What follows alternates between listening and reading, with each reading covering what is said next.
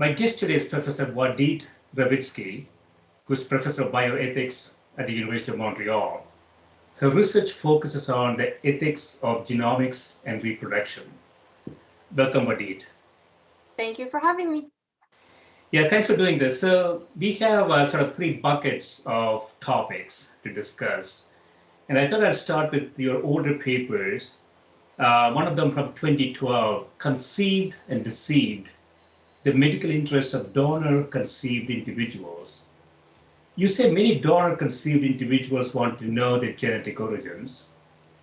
This has become a growing issue of public debate and bioethical concern.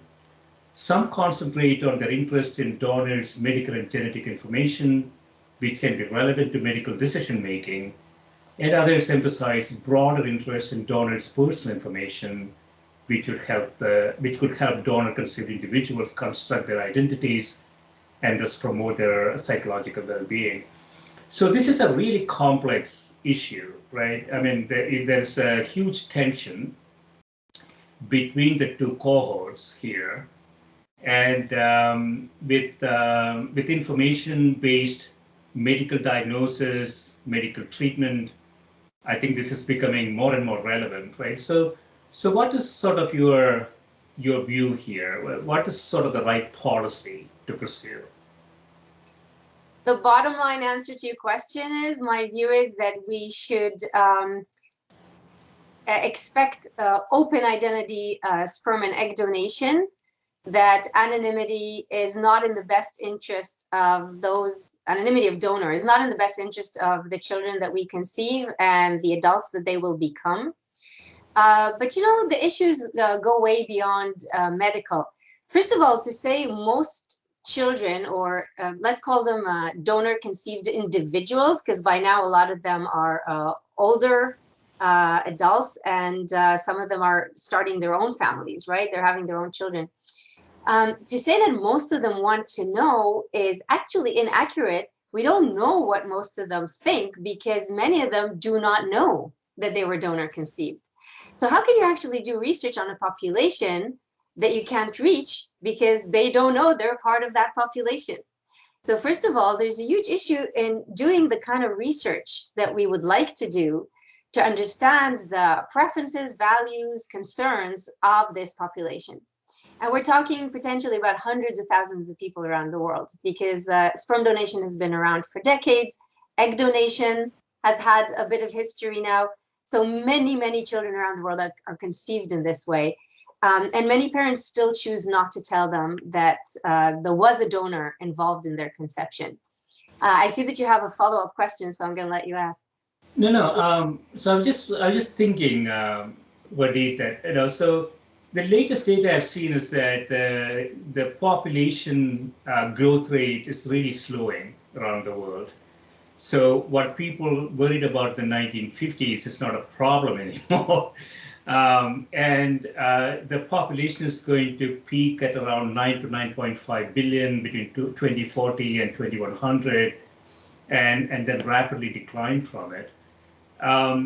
So this general issue is going to get more and more prevalent, I would think, as we look forward 30, 40, 50 years into the future.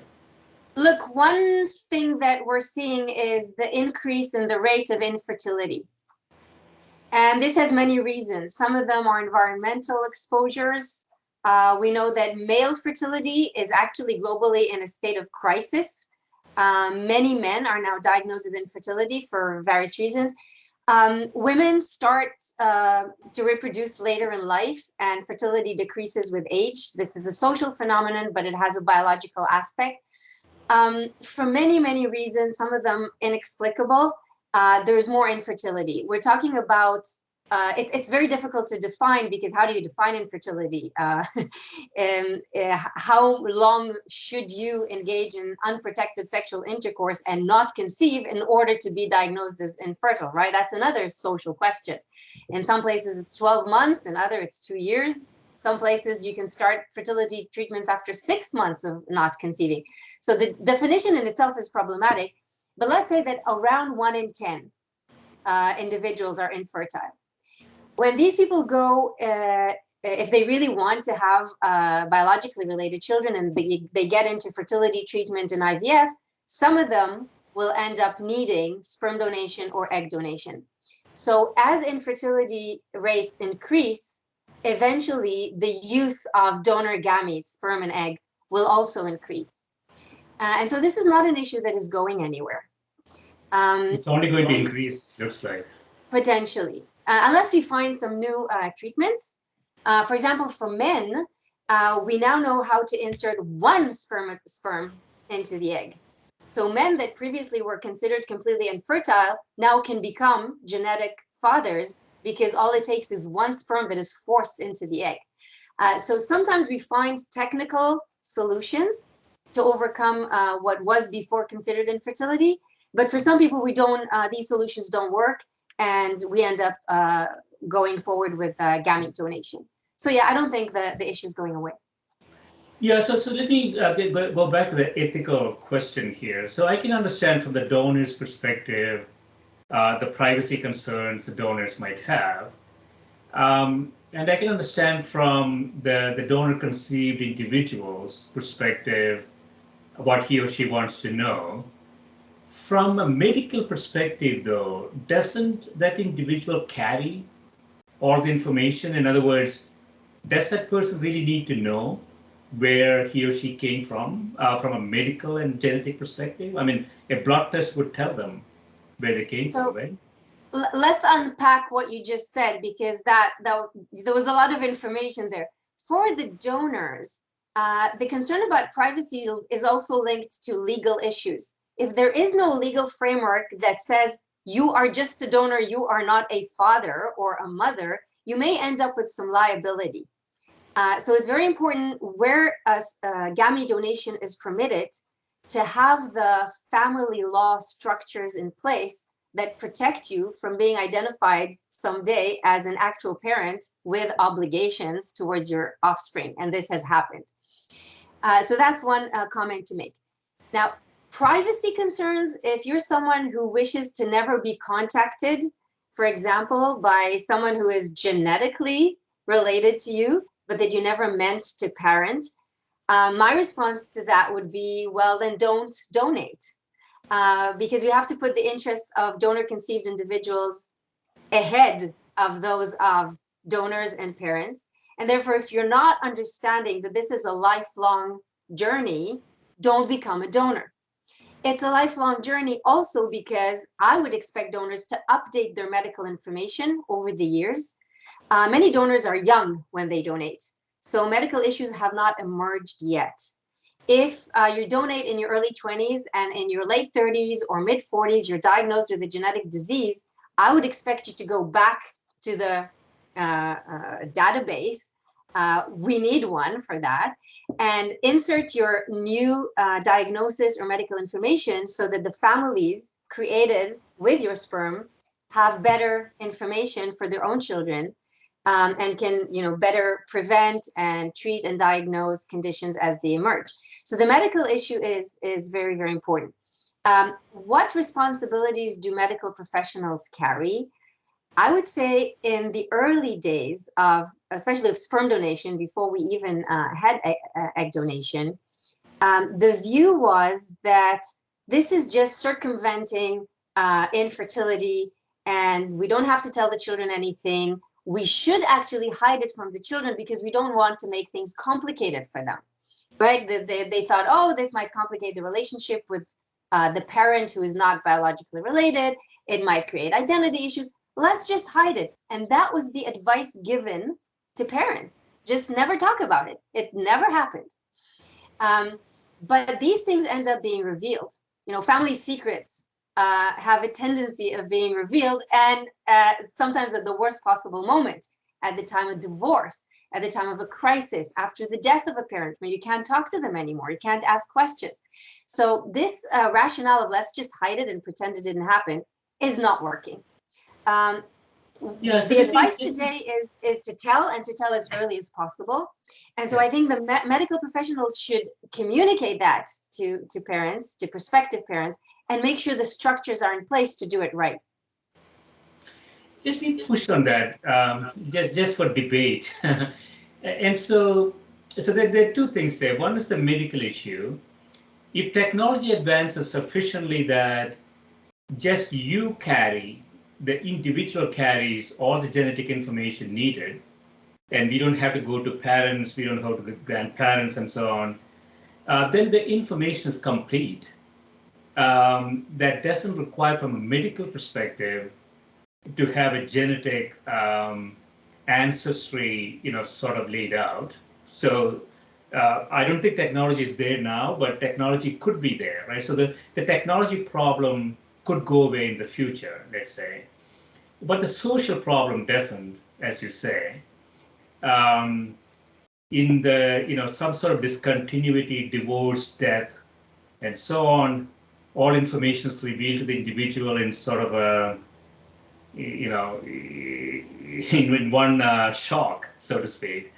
And then that has deleterious effects on the individual too. So I'm sort of conflicted where the optimum lies between these two spectrum.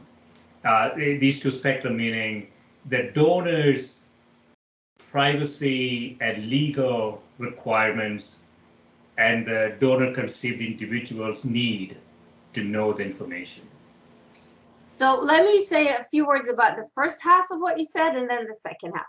The first half that is this: even if in a few years we all walk around with our entire genome sequenced on a chip in our wallet, and that's just the starting point of any medical appointment, even in that scenario, family history is still valuable. It's one thing to know your genome, it's another thing to know what your parents and grandparents died of and at what age. Because a lot of what we learn from the genome is risk information. It's not certainty. It's a level of penetrance, right? And so knowing your family history will still be valuable even in a world where everybody's completely sequenced. That's the first thing. The second point is that your argument can be flipped over. If we're all sequenced, then the fact of non-genetic relatedness will become obvious. There will be no way of hiding this anymore. Actually, today already, people who know that their donor conceived are finding their donors online through the code that was used in the sperm bank, for example, through 23andMe testing that tells you who your relatives are, through social media. So a lot of clinicians are saying, anonymity is dead. We promise donors anonymity, but in fact, they will be found. So let's stop promising something we can't respect. Let's not make promises we can't keep. So the more we have genetic information, the more we learn about our own genomes, the less we can actually have this disconnect between donor and offspring. So in a way, what you're saying is actually going to flip the picture over. Now let's go to the second portion of what you said, which is the social issues. My response to this would be, yes, some donor-conceived individuals want to know where they came from for psychosocial and identity reasons, not just for medical reasons. But this can be solved by banning anonymity completely at the legal level. So there are several jurisdictions around the world, for example, Sweden, the United Kingdom, Australia, where you just can't donate anonymously anymore. And therefore, the donors make no assumptions of anonymity. They know right from the beginning that their information will be kept, that it will be revealed to the child after the age of 18, and that they might get a phone call at some point or not. But they understand the consequences of the donation, and they're willing to take this on. I think that's the way we should go. So from a policy perspective, though, if you believe that we have growth rates declining, we have infertility as a major issue for humanity, what would you think the optimum policy might be? I would imagine people are less willing to donate if they cannot do it, without the information tied to it. So some research has actually demonstrated that that's not true. In places like Sweden, that was the first country in the world to ban anonymity. There was a drop in the number of donors, but then it picked up again. But the donors were slightly different. They were a little older, they were better informed, and they were not worried or concerned about, their identity being revealed later. So they were in a different stage in life, different state of mind. Campaigns to increase donation rate work, and they can compensate for the initial drop that happens after anonymity is banned. And even if we lose some donors, I still argue that we should prioritize the interests of the generation we're creating, even if it creates shortage of gametes for a while or for good, because we should only use this technology and this procedure if we're doing it right, if we're doing it in an ethically responsible way. So I want to go into another topic that we have written a lot about, and that is non-invasive prenatal testing, identifying key clinical, ethical, social, legal, and policy issues. So in one of your papers from 2015, you say the current clinical status of non-invasive prenatal testing, NIPT, and its implementation presents key points from guidelines currently provided by professional societies. You discussed the ethical and legal implications of NIPT. So before we get the details of this, what exactly is NIPT? So for for several decades now, we have been able to obtain fetal DNA from the fetus, by doing invasive tests. So amniocentesis, almost everybody's heard about it. You insert a needle through the belly into the uterus, and you remove amniotic fluid, and there's some DNA in the fluid, and you get it from there. Or you can do it vaginally in a different method. But these tests carry a risk of miscarriage. Because they're invasive and the uterus is meant to be a very well protected environment, obviously, biologically, once you insert something into that environment, there's risk of infection and other things, and there's a certain risk of miscarriage, losing the pregnancy.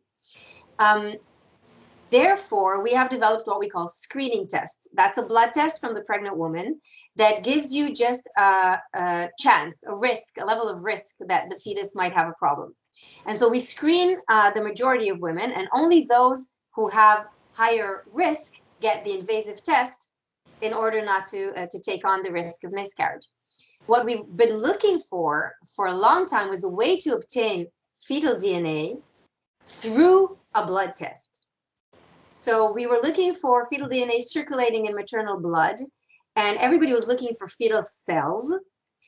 But a big discovery from '97 allowed this new generation of tests, and that's the discovery that in our blood, there's not just cells, there's also pieces of broken DNA from cells that have died, or it's just what you call free circulating DNA.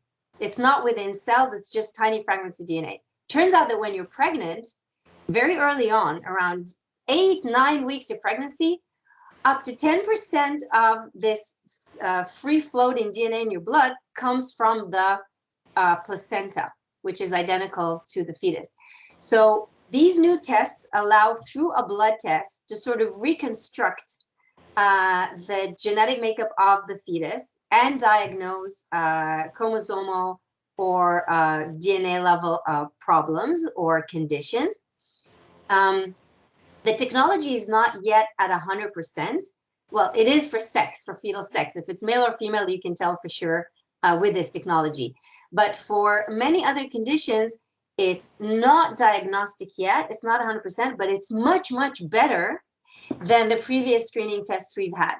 So for example, for Down syndrome, trisomy 21, it's over 99.7% accuracy with this test, and it can be done earlier in the pregnancy than previous tests, and it's much more reliable and it's safe.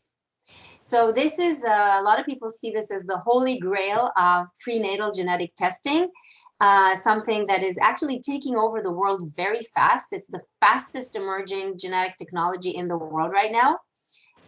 It's a market of billions of dollars because these tests, in many countries are still paid for out of pocket. They're not a part of national insurance in many countries. And this is changing sort of the landscape of pregnancy care, because now more and more women are going for this test rather than the old pathway of screening the old way and then invasive testing, women go directly for this, and it gives them much better information much earlier in the pregnancy. Yeah, I love blood tests. Yeah, if you can draw a little bit of blood and you can get information from it, it avoids sort of complications. So so the technology you say within 8 weeks, about 10% of what you see in the blood, 10% of it could be the fetal DNA, and that allows us to do some diagnosis of the Screening, DNA. screening. It's important not to call it diagnosis yet in order not to mislead people, Yeah. because it's only screening and it requires a confirmation through an invasive test at this point in time. Yeah, so that's what I want to get to. So if this is widely available to all over the world, 8.4 billion people, and it could become sort of a standard of care, right? So if you're pregnant, you go to do a blood test around 6 weeks. Let's say, I'm just making this up. I don't know what the protocols are. You're not And currently pregnant? no, I'm not currently pregnant. But the 6 weeks data comes back in a report that says these are the risks that the baby is going to have. Actually, let's put correct numbers on this. You could go for this test at 9 or 10 weeks, which for many women is the time they discover that they are pregnant. So actually, to confirm that you're pregnant, you do an at-home pregnancy test usually, and then you go to confirm this through a blood test. And you could actually use the same blood test just to confirm that you're pregnant to get this test, and you can get responses within a few days. So you're still within your first trimester when you get this genetic information about your fetus.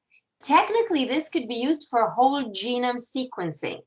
So technically, you could be at 11 weeks, totally first trimester, and already have the entire genome of your fetus, just to give us a sense of how powerful this is.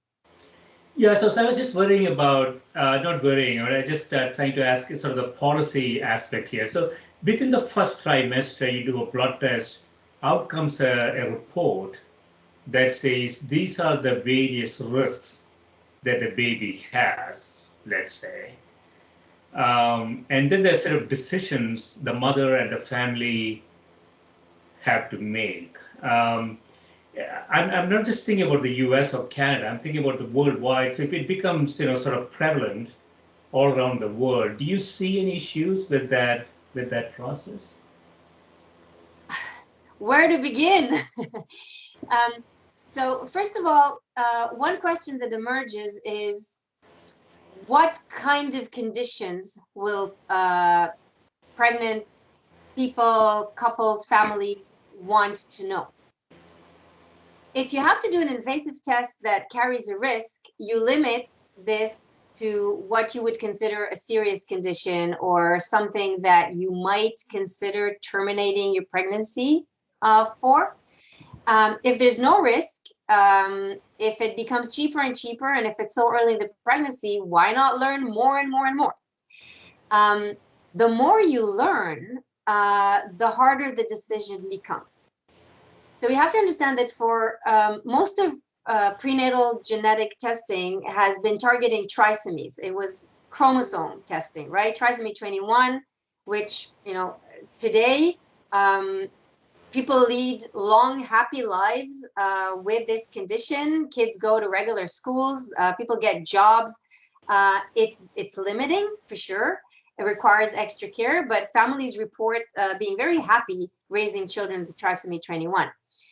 So you can already see that this is a complicated decision to make, and it's not easy to communicate to pregnant people and to families the complexity around, on one hand, it has medical aspects, it has social aspects, there's a cognitive deficit, developmental delay. There's a lot of information to convey for just one condition. Now make that 5 conditions. Now make it 3,000 conditions. How are we going to communicate under time pressure, right? Because the decision is continue the pregnancy or terminate the pregnancy. So we have time pressure, and we have unbelievable amounts of information to communicate about multiple conditions. Some of them your future child will definitely have. Some of them is just increased risk. Think of BRCA, the mutations associated with increased risk of breast cancer. Doesn't mean your future daughter will have breast cancer. It just means she'll have greater risk than the general population. So imagine communicating about different conditions and different levels of risk, some certain, some only a chance. What do we mean in that context? People will make informed choices. How will their choices be informed when there's really not a chance that we will be able to communicate all this to them, when they're not professionals, not geneticists, and we have to start from scratch? So this is something that keeps a lot of clinicians up at night. This is a powerful technology, but how will it actually translate into medical care? That's going to be extremely complicated. Yeah, I mean, it's the problem is, I think, worse than that, in the sense that suppose the technology advances and I can determine what the IQ, weight, height, and other parameters of the baby going to be, not precisely, but with some probabilistic expectations. And then, there's a decision around that too, right? So once the technology is out of the bag, you can pull it back in some sense. So there is a lot of information in your blood. It's very clear. And if 10% of it is driven by the baby's DNA in the first trimester, it cannot be just disease states or possibilities of diseases. It could also be performance characteristics in the future. Then the decisions become really, really complex.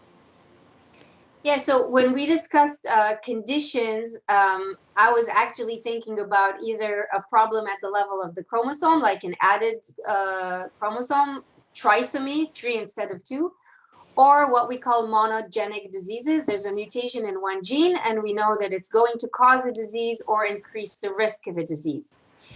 What you are talking about are conditions where many genes are responsible for one trait.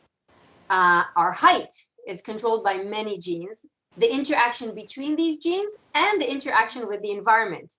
What food is the pregnant woman eating? What food will I get as a baby? All of this is involved in determining my height. So for some of these complex traits, having this genetic information is not enough. It's much more complicated than that. But you're right that some people might try to select the identity of future children, even with uncertainty and just with, chances. This obviously raises issues related to eugenics. We have lived through very dark times in our history where there was a social effort to design society on the basis of genetics, encourage certain peoples to reproduce, sterilize forcibly other people, or even kill them so that they do not reproduce. We're talking about the Nazi era and even eugenic efforts in the early 20th century in the US and Canada and other parts of the Western world. So we're very scarred by this history. We're very concerned about the notion of deciding who deserves to be born and who doesn't meet the standard of entry into human society based on genetics. We're very beyond concerned. Any technology that takes us down that path makes us often pause, rethink, and potentially hit the brake. And this technology definitely will have the power to do some of that, at least for some complex traits. So a lot of people are very worried about it. A lot of articles are being written about it. And the work that our research team does is about how to develop policy that would mitigate these concerns. We want to let people have the freedom to test their fetuses for, anything they want, no question mark. But how do we as a society create the structures that mitigate this type of abuse of the technology? That's what we're working on. Yeah, I mean, the problem with policy, though, is that we have 200 different countries. They have sovereign rights to make their own policies. We have a large country in the East who wanted just male babies for a while. If gender could be determined this way, it would have been fascinating for that regime to implement it at scale. So actually, thank you for opening this up, because you know that there's a currently in India and China gender imbalance already, and that didn't require NIPT. That was based on ultrasound induced terminations and even killing babies after birth. And so now there's a real imbalance in society that's causing havoc at a social level. And NIPT is already used illegally, for example, in India, because India banned fetal sex determination and abortions based on sex. But because the technology is so simple, some companies would send somebody to your home to get the blood test, and the sample would be sent internationally to another country, and you can get your results online. So there are actually ways to circumvent legal prohibitions to get the gender, to the sex of your fetus. So you're right. The world is, there are different jurisdictions with different laws, but people find ways to shop around what we call reproductive tourism and go elsewhere to get what they want. Yeah, so when you think about policy, I want to ask you sort of a broad question. Sort of nation-based policy is not going to be optimum, right? You need some sort of an international organization that determines policy for society, right? I mean, you could have, US, Canada, EU, about 1 billion people determining some policy, but you've got 7.4 billion people out there who may not actually adhere to it. And so do you see a role like a United Nations or something like that, some worldwide body determining policy? That would be ideal, but I don't think it's possible. There's another technology that poses these types of threats, and that's gene editing, CRISPR. Everybody's talking about this technology now. And a few weeks ago, the WHO actually released a document that provides guidelines, recommendations for global governance of this technology. Because the thought of editing the DNA of embryos, this actually might change the course of human evolution. It's obviously a global issue, not a national issue. And so they proposed principles for global governance. But this would always remain on a voluntary basis. You cannot force certain laws or regulations on a nation state, on a jurisdiction. So it's really nice to have these global level documents and recommendations. At the end of the day, it will be up to states, countries to make their own decisions. I don't think there's any chance that we will actually have global regulation of these technologies, despite the fact that they determine the face of future society. I mean, there's an incentive problem too, right? So suppose some country XYZ, so let's say the technology exists to determine what the baby's IQ is going to be, and some XYZ country out there uses that technology to produce, a population that is of a higher IQ, let's say. There's nothing the world could do about it, right? I mean, you could still have, sort of ethical policy constraints in some parts of the world, but that's not really going to be effective when there are sovereign rights to countries to do whatever they want. True. And in fact, a few weeks ago, a story broke in the media about a Chinese-based company, BGI, that does probably the biggest provider of NIPT in the world, also sells NIPT in Europe and other countries. So millions and millions of Chinese women went through the test, and it turns out that their DNA has been shared with the government, and that the technology was actually supported by the military, which means possibly military objectives. So you see how it could be so easy in certain regimes and in certain jurisdictions to abuse this power and use the technology, not even for the purpose that it was executed for. This was not for the fetus. This was a way of collecting DNA from individuals, future and existing. So this is extremely scary. But as you said, the best that we can do is educate, create these global guidelines, hope that countries choose to adhere to them. We can always, create sanctions if it gets to that point that we feel that there's a strict violation of human rights.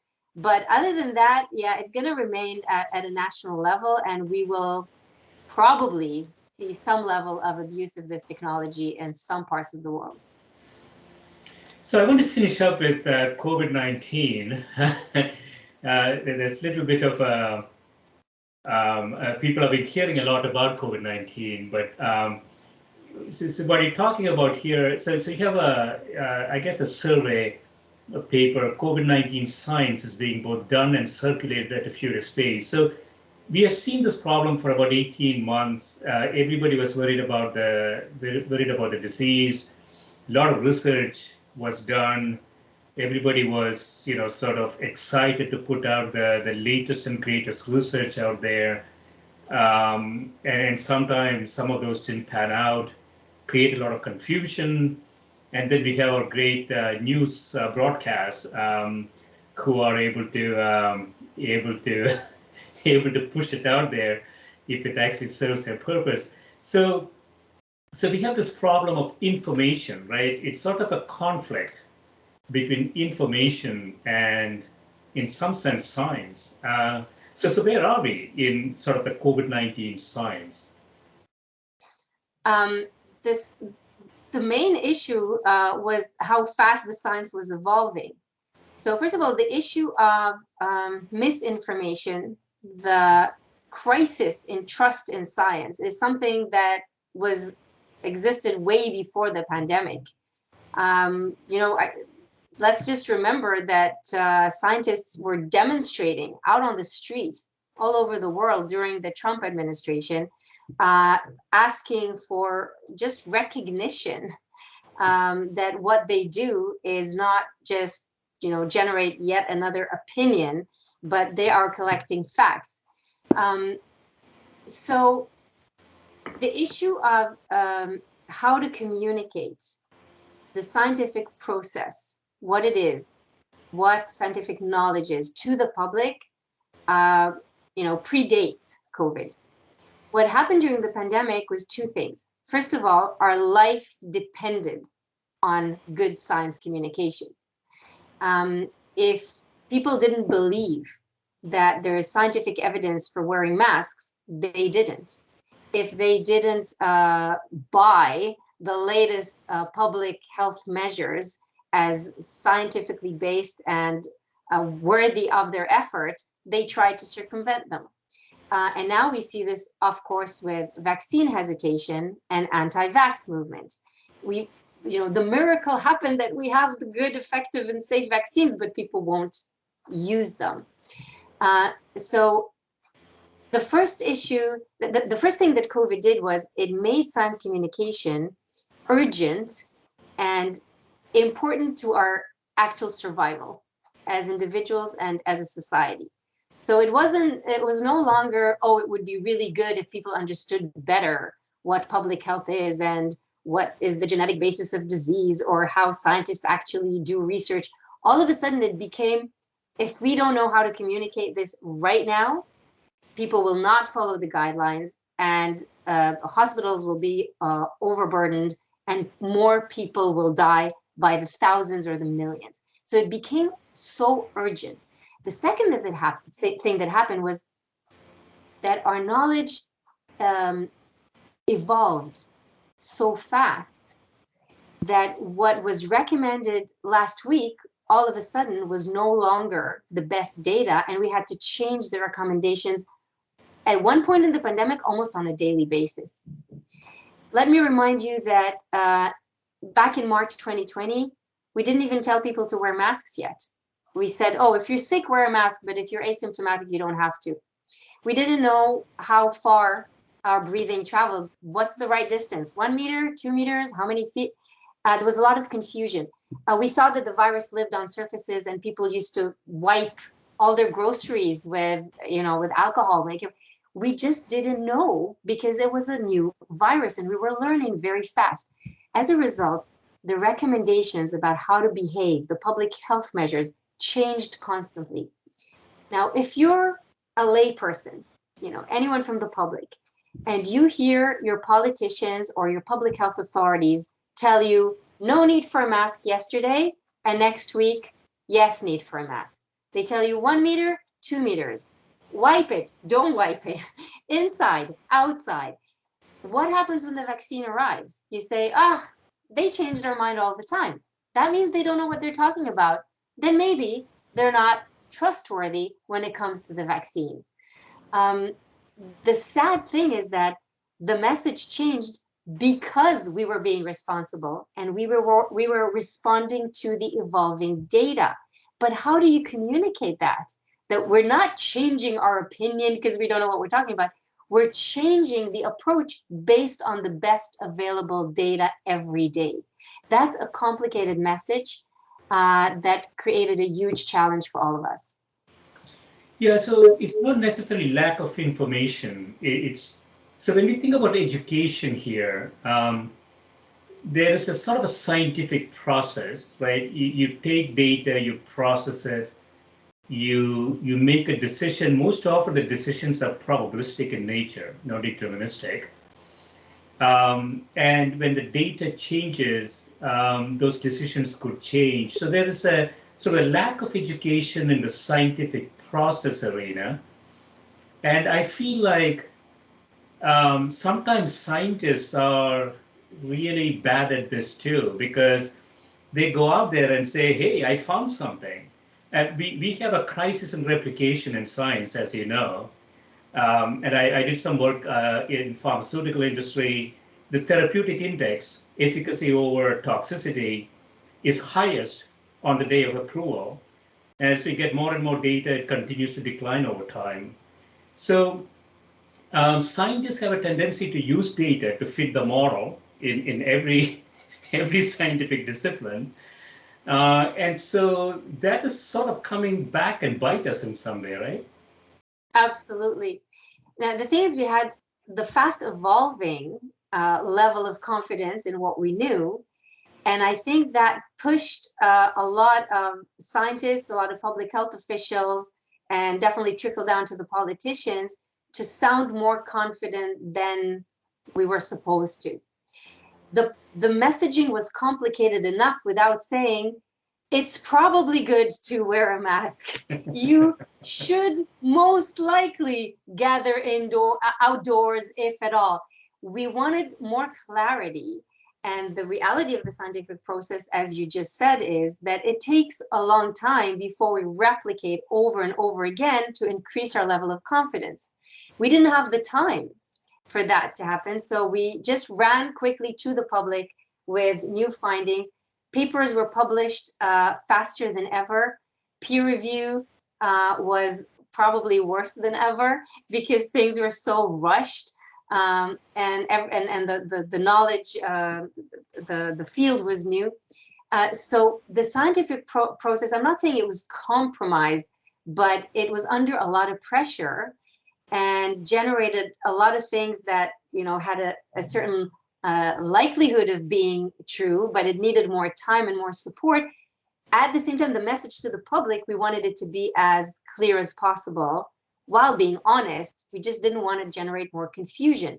So you can see how all these things, the time pressure, the threat of the pandemic, the absolute necessity of communicating all this to the public in real time, the fast evolution and the different levels of certainty about what we know, all of that just created an almost impossible scenario for good science communication. And I think that under these circumstances, we did the best that we could, but there's a lot of lessons that we can learn. And maybe the number one lesson is to be honest and to be transparent, not to try to simplify things, because as you said, this comes back to bite you. You try to simplify and sound more confident that you are. A month later, you learn that it wasn't true and you look like a fool. It turns out that you've decreased the level of trust instead of slowly building trust. So just be honest about what you know, even if that means that the message is complicated and maybe less people will completely digest it. Yeah, and there's also a competence issue here. So, you guys in Canada have potentially more educated politicians than we have in the US. We, I mean, if you went to undergraduate business school, perhaps you don't understand science that well. And so recommending hydroxychloroquine or, putting laser into your body and stuff like that may not be, may not be a, may not be the right thing to do. So before you prescribe something on air, you really have to go and understand what you're trying to do, right?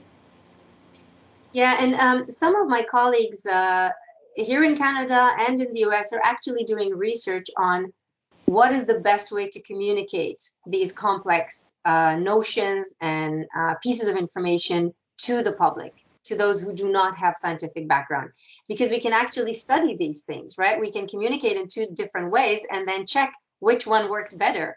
And that's what we're trying to do, develop strategies for science communication in the context of a pandemic, in this complex landscape that I just described, in order to be the most effective.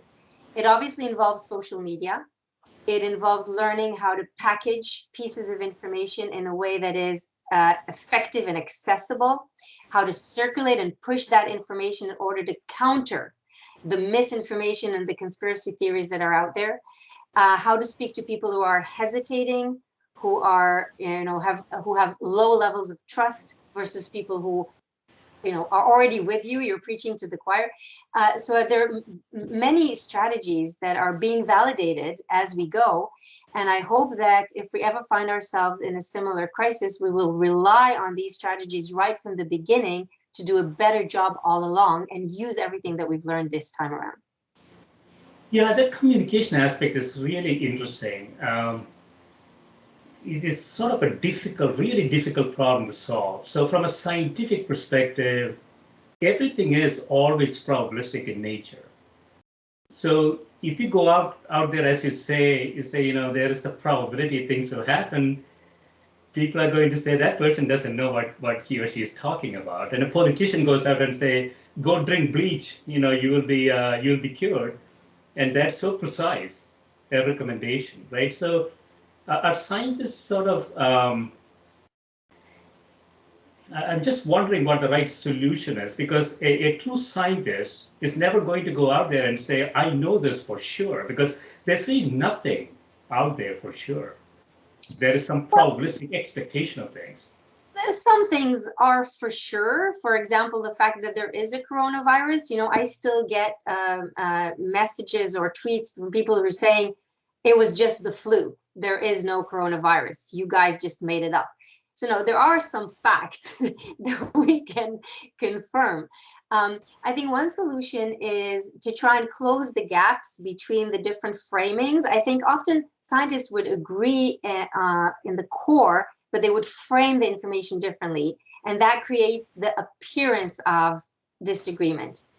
So what we have done in various countries is create panels or groups of experts, not just scientists, also public health experts, bioethicists, create groups that discuss and come to a consensus, to an agreement on how to present the information, and then they release a report that they wrote together.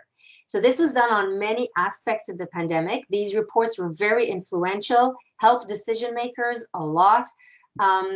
So that's one approach for closing these gaps that you talked about. Sometimes it's just a matter of deciding what got to the level of reliability that it's time to release it, and what needs to still stay indoors because we're still working on it. But you're doing all of this on an evolving basis. So there's not going to be easy solutions, but there are some strategies that have been employed, and again, that we can refine and develop for the future. Yeah, I mean, the bottom line is recommendations will change as new information arrive, and that is part of science. So if somebody believes something from 100 years ago and has never changed, that is not really a good trait, because it just means that you're not using the latest information to challenge the set of beliefs that one might have, right? Yes, absolutely. Look, when it came to COVID, uh, almost all the information was new. Well, we know of course how to deal with infectious diseases. Public health guidelines have been around for many years. It's not like we had to invent the field of public health or public health ethics. But because the virus was new, everything we knew about it was new.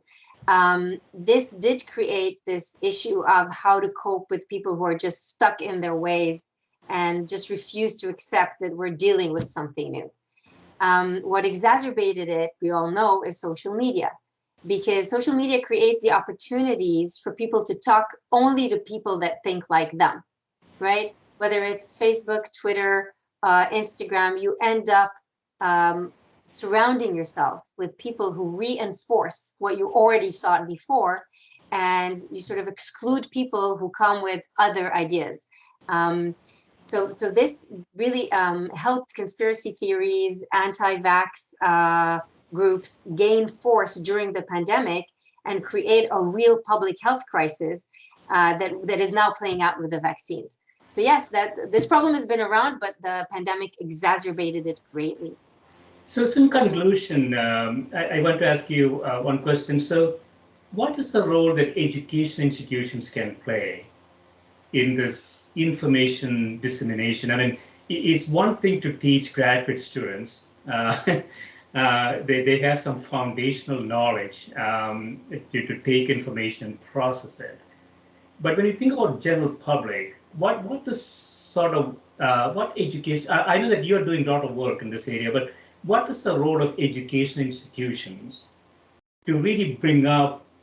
We're not all trying to make them PhDs or anything like that, but we want to bring up the general knowledge of the public. So what would you focus on that? Focus.